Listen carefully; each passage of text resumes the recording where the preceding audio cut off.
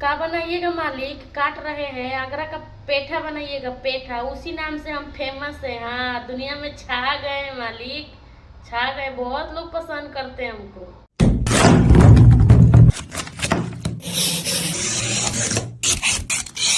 आई हो दादा, बहुत चुभता मालिक। अरे मालिक, गांठ गांठ के हमको झरनी बना देंगे का? अरे आराम से गांठिए।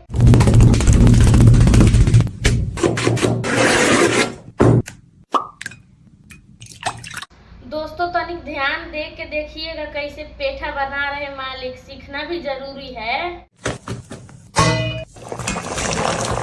अरे जल्दी जल्दी निकालिए मालिक, जरा के राख करेंगे का?